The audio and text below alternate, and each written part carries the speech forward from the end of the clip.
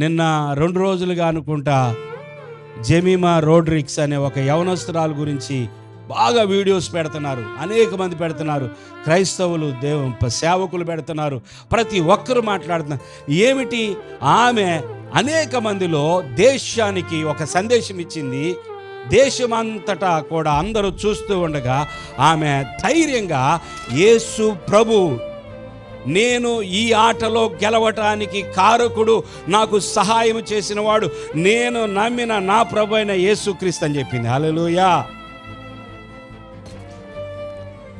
Australia మీద ఆట గెలిచారు మన భారత మహిళలు. దేవుని స్తోత్రం. ఒకప్పుడు క్రికెట్ అంటే ఓన్లీ పురుషులే.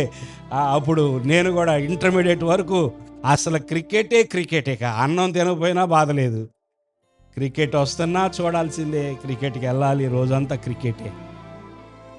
మరి ఇప్పుడు చూస్తే చక్కగా గర్ల్స్ కూడా, స్త్రీలకు కూడా అవకాశం వచ్చింది.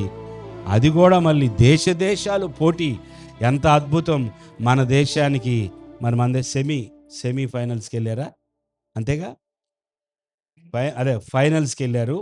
నెక్స్ట్ ఇంకా ఉంది, ఫైనల్ ఉంది ఈరోజా. శాస్త్రి గారికి బాగా తెలుసు. దేవుని స్తోత్రం. హల్లెలూయా. ఆటలు చూసారా, కొన్ని స్పోర్ట్స్ మనం చాలా ఇష్టపడతాం. మన దేశం గెలిస్తే మనకి ఎంత సంతోషమో కదా. మన దేశాన్ని ఆ జట్టులో మరి అద్భుతంగా ఆడినటువంటి ఆ బిడ్డ మరి తానిచ్చిన సాక్ష్యం అద్భుతంగా ఉంది. ఎంతో ధైర్యంగా ఈ క్రెడిట్ అంతా నేను యేసు ప్రభుకే చెల్లిస్తున్నాను. నేను బలహీనతతో వచ్చాను, నేను కృంగిపోయి ఉన్నాను, అనేక విధాలుగా నలిగిపోయి ఉన్నాను, నాకు జరిగిన కొన్ని సంఘటనలను బట్టి మానసికంగా కూడా ఎంతో బాధలో ఉన్నాను. అయినను నేను ఇంత బాగా ఆడటానికి దేవుడే నాకు సహాయం చేశాడు.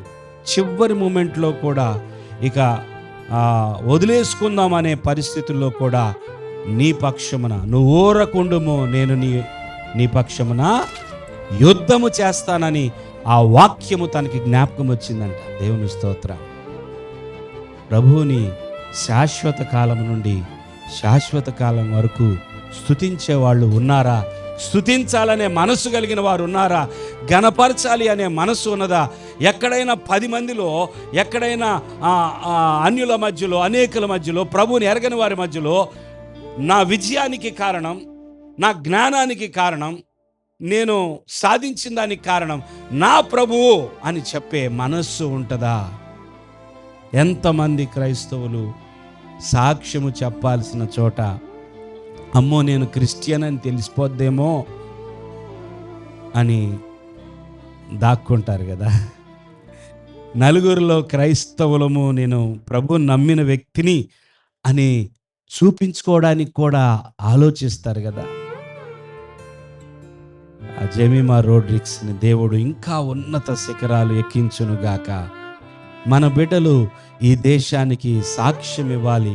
వారున్న చదువులు, వారు చేస్తున్న పనులు, వారు సాధించే ఆ విజయాల ద్వారా దేవునికి మహిమకరంగా సాక్షులుగా నిలబడాలి. ఆ విధంగా ప్రభువుని స్తుతించే వారిగా ఉండాలని నిత్యము ప్రార్థన చేద్దాం.